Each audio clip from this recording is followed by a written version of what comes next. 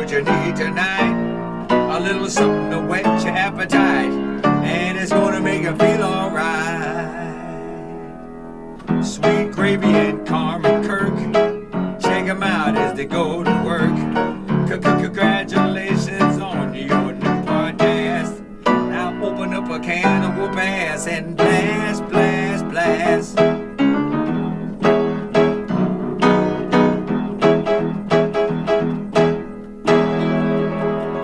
This is Angelo, and I hope you like this show. Wow. Yeah. Ooh, Carmen, welcome to another episode of... Okay, listen. What? Taste the pungent cheese. Taste the goodness of the pungent cheese. Kirk, I don't got time for your shit today. You don't think that that's cool? No, I don't. Why not? I don't. Don't press no buttons. I got no buttons, but I'm just saying. Just let it stew on it a little. Taste the pungent cheese. No, I don't want to. Taste the goodness And people who of don't the listen to pungent this cheese. every time, they're gonna be confused. That's okay. Oh my God, you're too much. But it all builds on each other, Carmen. Oh my God, no, it doesn't. It does. See, this is Pungent Cheese. That's what we called the podcast way back in the day. No, we never called the podcast that. Well, there was a couple episodes, sir. Somebody wrote a nasty comment and said that about the podcast. They said we look like the most pungent cheese, Like as we smell like the most pungent cheese. It's like, who makes a remark like that? It's like, you ain't got nothing else to do. I think it's funny. It is funny, but like, get out of here. Like, go do something. They are. They're commenting. Yeah. Yeah. Jesus Christ. Jesus. Yeah.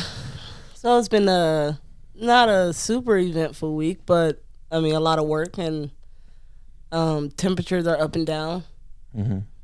It's like 78 degrees today, right? Something like that. It don't feel like it. It's gonna get up into the 70s, and then tomorrow will be 71, and it's gonna stay right at the 70s, high 60s throughout the week.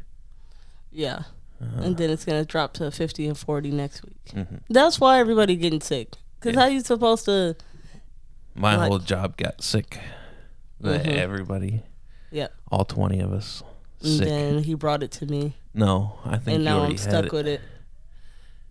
You already had. I think you actually gave it to me. You probably gave it to my whole job. No. Hell no. Yeah. I wasn't sick before that. I just got over it. Now I still sound like shit. I'm gonna take that Mucinex.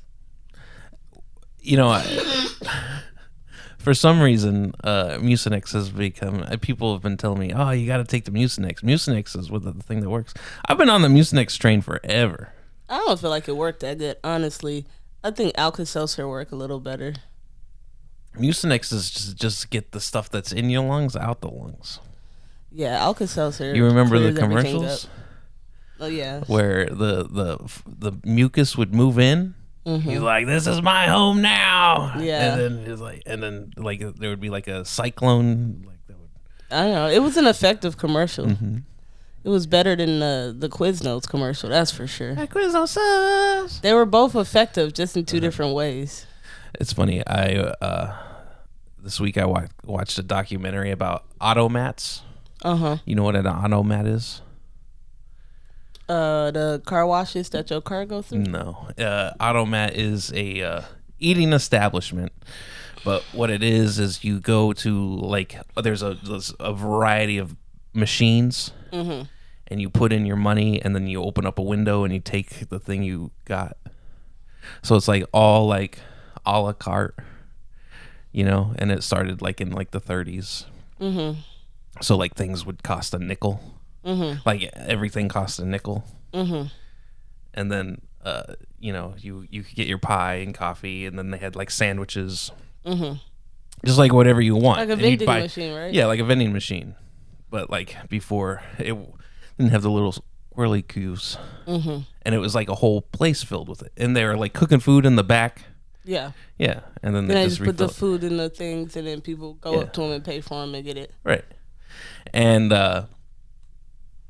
So for the longest time, their coffee cost a nickel. These Yeah. automats. It was mainly focused on one brand. I guess it was like the main one, Horn and Hard Art automats, and their coffee was 5 cents for like the longest time. And then Not no more. they put out an ad, and then they're like, we like our customers so much, we lose money every time we sell a cup of coffee, because they were selling it for 5 cents, Right. like into like the 80s. Yeah. And then they had to change the price, Of course. but the machines, they couldn't take pennies, they could only take nickels, so they had to double the price, Carmen. And this advertisement, they had like one of the like board members were gonna jump out the window, and they're like, no. Just a really bad commercials for the Horn and Hard Art automat. And then after that, like in the 80s, they moved their campaign into "You Can't Eat Atmosphere," because their stuff was all trashy. Like by that point, like bums and stuff had started going in there drinking their 10-cent coffee, and they weren't like bothered with, What do you think about that? And then you saw that, and like they had like a carpet as a steak, and they had like weird stuff. They're like, you can't eat the atmosphere. They're like, it's not fancy, but it's good. That's what they would say. It's not fancy, but it's good. What do you think about that? You're telling people that you're trash.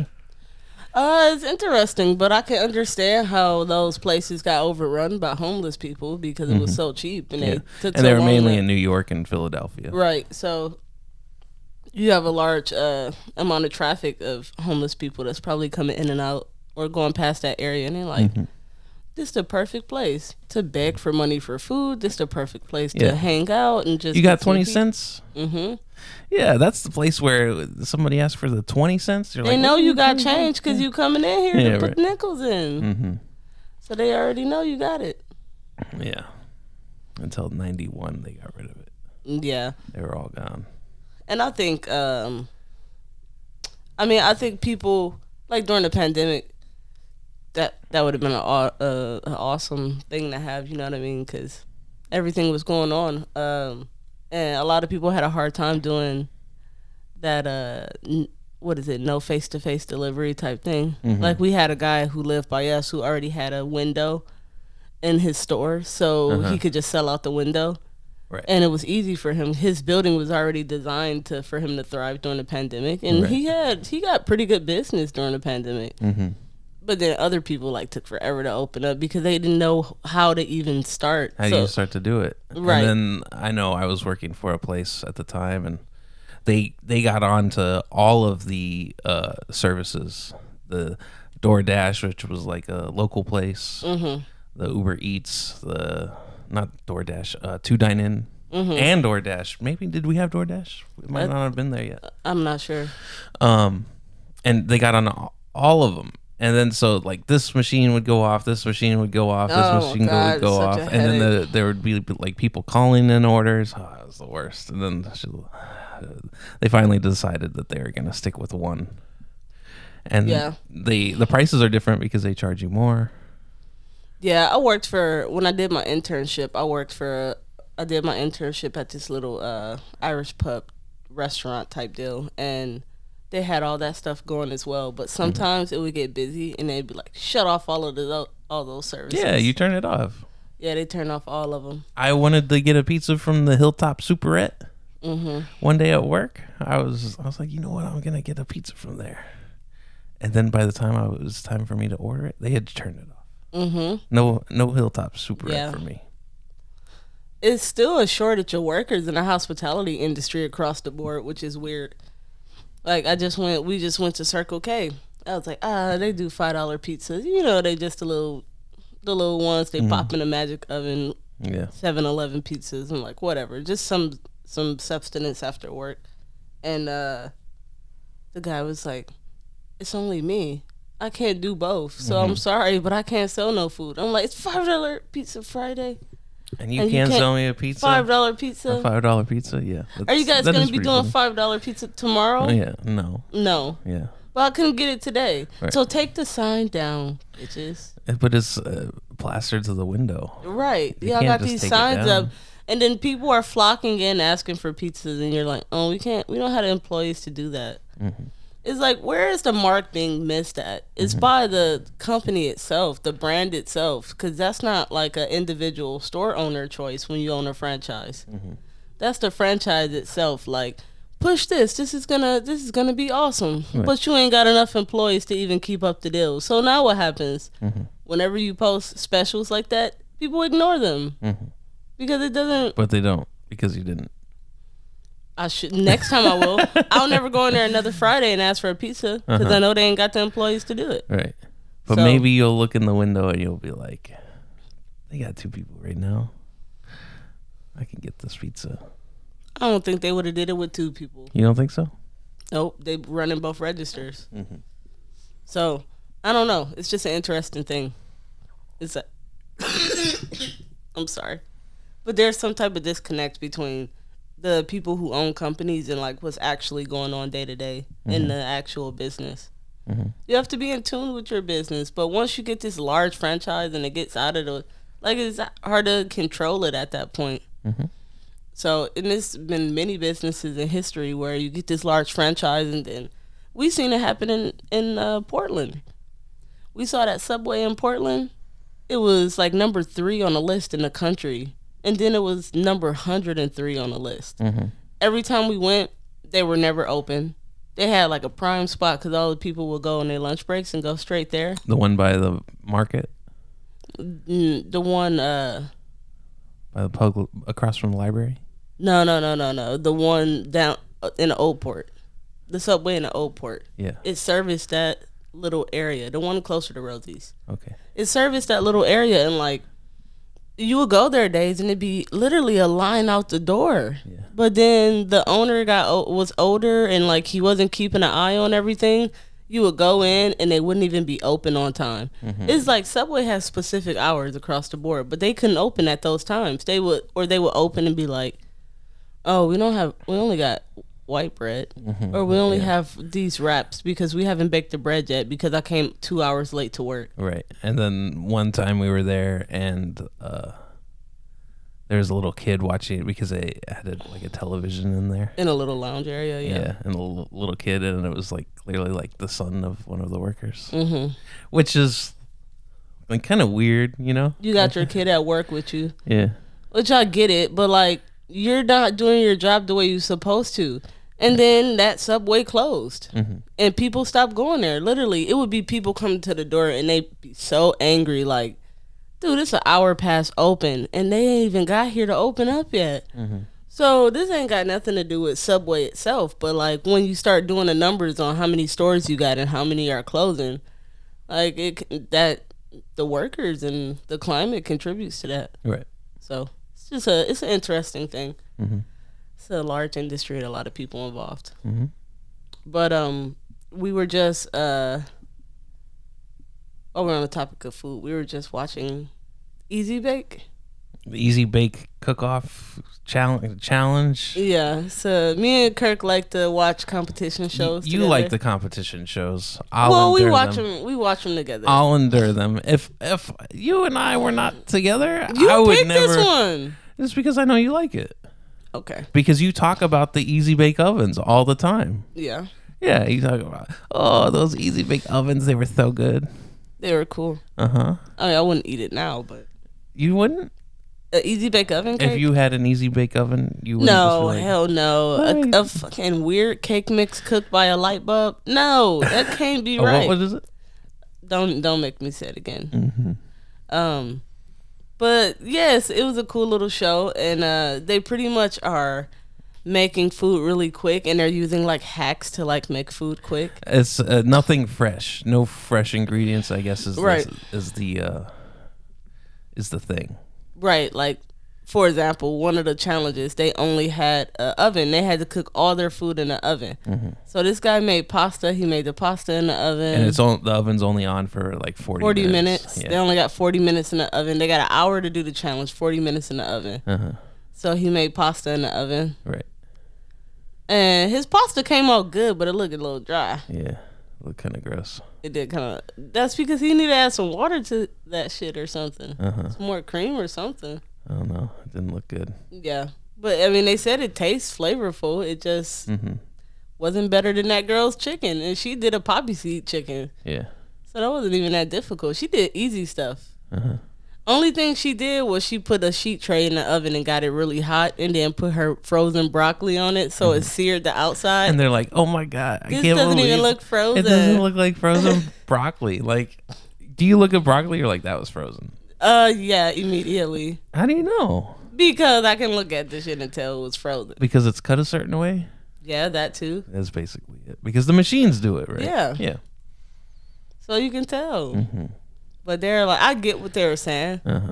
She put some chili pepper flakes on it. It was like, ooh. Yeah. I don't ever need to see the Easy Bake cook-off again. You don't want to see it again? No. I had enough of it.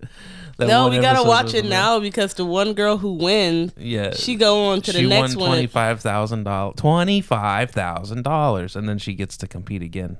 Yeah. And then in all the previews for the next episode, she's like crying. And so apparently other people know how to easy bake off better than her, and she not about to go further. That's like a skill that you need to like cultivate, I feel. No, I think I would do very well because that's what I do every day. I come in, I look in the kitchen, I'm like, damn, I don't got this. I'm about to do this. Damn, I don't got this. I'm about to do this. Like, I be coming up with all type of shit. It's like, all right, what I'm going to use for this? What I'm going to use for this? Like, I need breadcrumbs. Fuck, I got hot dog buns. Okay, this what I'm going to do. Yeah. Try these out. Like, I be doing that all the time. This guy, he made like a queso with Velveeta. And it was like really like, it was like Velveeta and onions. Like, and it was some tomatoes in there, I think. Was there? And, the woman was they got like, some fresh items like the vegetables. Yeah. But. The woman judge was like, she said, "This is I judged a queso competition, and this should be in that." Like, it's just Velveeta, man. Yeah. Like, Velveeta's got that taste. Yeah. You can't get that Velveeta taste off of there. No, you can't. It's always gonna taste like Velveeta. It is. Whatever it is, you can add whatever you're like that's Velveeta. Yep. That's messed up. It's chemical, you know? It is. Like, you can taste it. I mean, I wonder those queso competitions, like people be making their queso from scratch or like what they be doing. Man, making a cheese sauce sucks because it's delicate. You have to add things at the right time. You can easily curdle shit in it if you're not doing it correctly. And I've fucked up many of cheese sauces. I've made really good ones before, but man, when I'm multitasking and I'm doing 100 things at once, I'm like, God damn it, I done fucked up one of the them's cheese looking sauce. at your phone. Yeah, probably. No, not at home. I'm talking about like at work. One of them's going outside to smoke a cigarette. Oh, I'm talking about like, yeah, maybe. I'm doing too many things. I'm not being focused, and I fuck that cheese, and then the cheese sauce curdled split on me. I'm like, oh man, that's so much shit going in the garbage. Oh my God, I've thrown away so much product when I think about it. It's so funny. But the reason I say that is because in one of the challenges, the boy he used frozen spinach and he put the spinach inside the pasta, and the girl was like, oh, and he used canned mushrooms too. And they're like, oh my God, he's putting all that stuff in there, so all the flavors are just gonna soak right into that pasta when it bakes in the oven. And I'm just like, ugh. Cause I remember I got a can of spinach, and like the girl was saying people should always use frozen spinach because why would you pay all that money for a bag of spinach and then you get like a small handful of it once it cooked down? Okay, that makes sense a little bit, but I don't want spinach that's not fresh. Right. Canned spinach, I didn't even know this existed until I got it. You by thought mistake. it was what, green beans when you got it? Yeah, I thought it was green beans. And you came home with a can of spinach. And then what happened? I said, well, let me try it. I'll make it as a side for something that I eat. It was disgusting. You don't like the Oh spinach? my god, it was like baby food. It was so bad. It was like, this should be taken off the shelves. You think so? Yeah, you shouldn't be selling that to people. That's Popeye's brand, though. Oh my god, it's so bad. It's like, why would you ever eat canned spinach? That's atrocious. It's like, got iron in it, and it makes him grow his muscles. oh my god, that's like for kids who, I don't know. That's for nobody, actually. It's for nobody? Nobody should be eating that stuff. I didn't even know it existed. I guess there's many canned goods you don't think about. Right. Because some shit shouldn't be in a can. I think that's a pretty standard can. Spinach? Yeah. That's a canned good that's pretty standard. Yeah. I think it's in a lot of homes. No, in a lot of homes. Yeah, in a lot of homes. That's so weird. Yeah. I ain't never had no canned spinach growing up. Yeah. I've been like, what the fuck is this? That's why I was so confused by it. But, I mean, we had Spam in the house, but we never ate it. It just sat underneath the canned good cabinet forever. Right. I don't know who decided to pick it out, but it just sat there. I knew what it looked like. I knew what it was. But it was just like the cranberry sauce that my mom bought an extra can of the year before. That just sat underneath the canned good cabinet forever. Right. Until Tony decided to cook it because he can't cook anything else. It was like, ugh. Fry up some Spam. Fry up some Spam. It's been there for 2 years. Yeah, still good. Yeah. Oh my God. Are you a Spam man? I could do Spam every now and again. Like once a year maybe. You know? Yeah. I couldn't do it a lot, but I could belly down some Spam. Yeah. I feel like it's Every now and again. stuff that you could do once. Like, I could do a peanut butter and jelly once in a while. Right, but you got to get all the fixings for it. You got to get the peanut butter. And then what's the other thing? Jelly. Oh, you got to get the jelly too. Yeah. Then you got to get the bread. Yeah. You got to get the Oh, right what kind of bread are we going to get? White bread. White bread? Yeah. Wonder. Yeah. I'm a Natural Harvest man. Oh my God, I'm a Natural Harvest man. Maybe Hilltop. I like Hilltop Oh too. Jesus, you bougie. You Uh-huh. just get that Wonder bread and you just Sometimes a Wonder Bread is stale. don't get the stale one. You don't know though. That's like you going shopping for eggs. You're supposed to look at the eggs before you pick them up. I always do. Right, so you should check the bread Right. before you put it in the basket. How do you check the bread if it's stale? You just touch it. You can't tell a stale bread from You don't squeeze it. You're not like a man, but like I put it in my hand. I kind of No, you don't. quick go you go around? like this and put it. That's why you didn't know that there was spinach in your basket. No, that's different. I was in a rush. I was in a rush with the spinach. Bread is a little more particular, because especially if you buying out the deli, you don't know which bread is going to be good or not. Mm-hmm. Like, I would love to be able to find a nice pumpernickel bread right now. Mm-hmm. I love pumpernickel bread. It's my favorite. We were at the Outback Steakhouse, Mm-hmm. and you asked if they had the pumpernickel bread, and she said we have wheat bread, and then she bring out the pumpernickel bread, Mm-hmm. and you want to make fun of that poor little girl. It's like this pumpernickel, not wheat. Uh-huh. Because there's some dark wheats. Like Longhorn, they sell a dark wheat bread. What is pumpernickel? Pumpernickel? Yeah. It's pumpernickel bread. I What is forgot. it? I ain't fucking made it in a while. I have to look it up. What kind of plant is it? And I don't fucking know. Okay. It's just a way they make it. But it's not wheat, I don't think. I'm not positive. I have to look at it. Right. Maybe it might be We should check it out. yeah. Yeah. It might be a derivative of a rye, or I'm not positive. I have to check it out. But I know it ain't the same shit. I know it's two different breads. And I know it ain't the fucking the honey wheat bread that you get at Longhorn. Right. So I think that's what she thought it was, but it wasn't. It wasn't. Mm-mm. It's like, if you a server, she should know. Again, people, the businesses are struggling. Girl, you everywhere. supposed to know, but as a server, you supposed to know what you serving. Everywhere out there it's not just the hospitality industry. Everyone is struggling for workers. Mm-hmm. Yeah. Yeah. Where do all the workers go? I don't know. That's unfortunate. Mm-hmm. I keep hearing all these stories of all these, or reading all these articles of people struggling, and they're sending money to different families, and all these programs the states are coming up with to help the families in their communities and all that stuff with relief checks and all these different like funds. And it's like, what is these people? Where do people go? Like, people just collecting money, or like, what's going on? Yeah. I mean, but that whole scenario worked for us with our move and everything. Yeah. You know, we were able to find jobs the week we got here. Yeah. Yeah, and everything was good. I mean, I feel the smoothest, the move here was unusually smooth. Yeah. The whole thing, right? Yeah, it was kind of smooth. Yeah, it was a lot of smooth.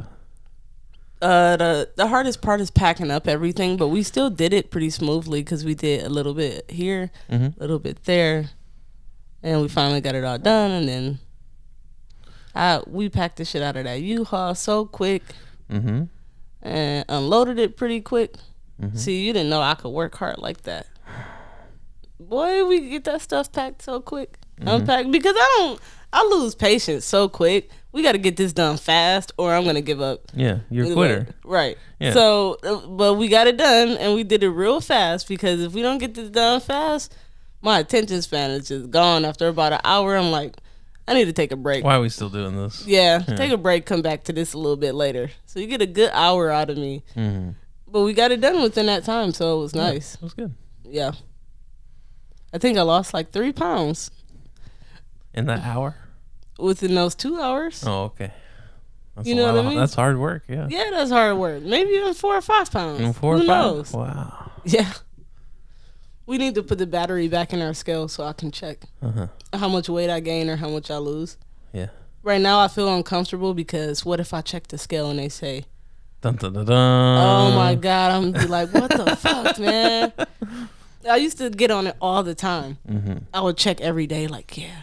And then every time, like, in the morning before I eat, like, I would have lost, like oh, yeah, I lost 3 pounds. By the middle of the day, I'm like, nope. You remember there was an episode of Rob and Big where Rob wanted Big to get healthy, and they couldn't find a scale that would weigh him. Oh my God, I remember that. That was so messed up. And they had to go to like a junkyard where they like weigh scrap to find a scale that would weigh him.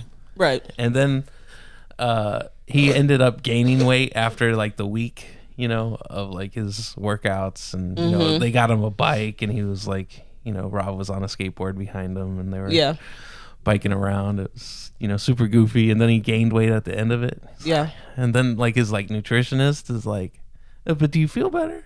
He's like, yeah, I feel good. It's like, no. And then she told him not to look at the scale. Don't worry about what the scale says. It's all how you feel. Well, you got to go to a junkyard to get weighed every time anyway, so it's not that hard to not look at the scale. Oh my God, that's like, we were just having that conversation. It was this debate that came up, and about a girl on a plane. She was sitting in the middle, and the 2 women next to her were spilling it over into her seat. And I think she had a freak out, and people were saying she was insensitive, and like, but is she though? How is that fair for her? Right. But what's the solution? Look here, skinny girl. You don't get to don't be get to mean to you my, don't get to be mean. You're fat over- shaming people. What would you, My fat is spilling over into your seat. You can't judge my spillover. Oh my God, it's like, but at the same time, she paid for her seat, and why does she get 3/4 of a seat? Because you get a your seat plus another quarter. Right. So what's the solution? Yeah. Everybody is saying that the seats have gotten smaller over the years so they could pack more in. Right. And so it's kind of excluding people who weigh over a certain amount. So you got to buy 2 seats. Yeah. So go up to the front and say, hey, I need to purchase an extra seat. It's always at least 1 or 2 extra on the plane. Not all the time, but sometimes. If not, you got to wait for on standby. I have my seat, but this little guy, he still needs a seat. Pretty much. That's ridiculous. Like, you get on a plane and you say that the seats are too small or small for you, but you fit perfectly in the seat. Me? Yeah, you're not squishing over on other people. No, but I am very uncomfortable in Okay, but that's your own problem. in an airplane. That's yeah. your problem. You ain't made it somebody else's problem. The Right. the issue comes in when you make it somebody else's problem. and then don't feel no way about it. Because whenever I sit down, I have a wide leg separation. Mm-hmm. I'm like a V, you know, like my knees are on complete. I'm practicing my splits, you know, basically. And whenever I'm on the plane, I gotta keep both of my legs like right next to each other, and it's so uncomfortable. I think I'm gonna ask for one of those like belt extenders and just put it around my legs, you know, to keep them together. And then I could probably relax a little more. What? That's too much. And I can't put the bag in the seat in front of me because my feet have to go there. Yeah, but I could put it in front of me. I know. I just throw it in the thing though. Either way, I get it. But that's a thing too. They're like, oh no, backpacks and stuff. They go under the seat. But I don't bring a roller bag. Right. My carry-on is my backpack. Right. Right. So you could throw that up there. Right. But people are like, that's a backpack up there. Why is that backpack up there? Like, why is your roller bag up there? Yeah. Right. It's like, fuck off, lady. Man, so is that fair? The planes just aren't fair, Carmen. Yeah, it's a touchy situation because you got all these people from different walks of life and all these different thought processes, all these different OCDs and whatever it is, and they're all on a plane together, and you expect everybody to follow the rules and just make it easy for everybody to get through this uncomfortable experience. But then you don't have that sometimes. You remember that Curb Your Enthusiasm where he was on a plane and he had the aisle seat? And the girl was like, I'm having some bladder issues. You think I can have the aisle seat? And so he switched with her. And then she don't use the bathroom at all. Yeah. You remember that? And he's like, what is the deal? You didn't use the bathroom at all. Or like I've seen on the plane situations. I've seen one time this lady asked this guy, and this happens all the time. Because this happened to me before, and I didn't care because it's not a big deal. But this lady wanted this guy to switch because she had a small child or kids that couldn't sit with her. It's somehow how they did the tickets, like her 8 and 9 year old were in a different row. Right. So she wanted to switch so she could be in the same row as them.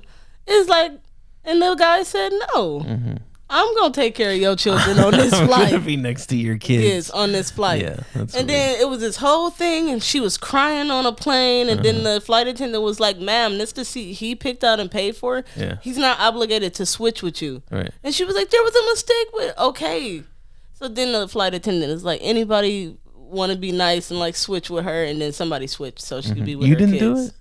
I wasn't involved in it at all. You could have been. I was like a middle seat. You could have been the hero, Carmen. No, I didn't have an aisle seat. I was in the middle somewhere.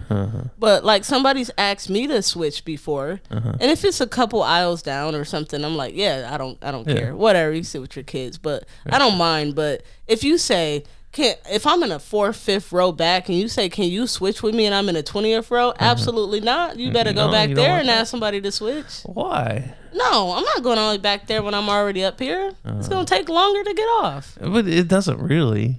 But it kind of does. Once they start moving, then you're off the plane. I don't care. I'm just I'm not being inconvenienced for you because you don't got your stuff together. Because people don't do me no favors. I can't go ask somebody in the third row to switch. I feel like we flew somewhere and you asked a lady to switch. And then we sat next to each other. No, I think that she switched automatically. She saw that we were together and she switched. I didn't ask her. She offered it and I took it. And that was nice of her. Yeah, that's your favor. Okay, but I've done it before too. Now you owe one. Yeah, but I'm not going all the way to the back of the plane to switch. You know what I mean? I'm not gonna go out of my way. If it's something that's right there, I don't mind being courteous, but no. Yeah, that's too much. But I tell you, us living here is a big difference from living in Portland. Because in Portland, the whole city is gay. Everybody gay. It's just a gay town. That's what it is. Everybody is. They're able to express themselves. It's kind of very prideful, yeah. Yeah, it's progressive. It's you'll see now a lot of gender fluid bathrooms and things like that, and they try to be accepting to every. I mean, and it's weird how it works. Where we were, yeah. Right? In that you go outside of the city, it's a little different. It's about the same. But that's why people flock towards Portland, because they know they can be themselves, they can wear whatever they want, and they're not gonna get like criticized for it. Mm-hmm.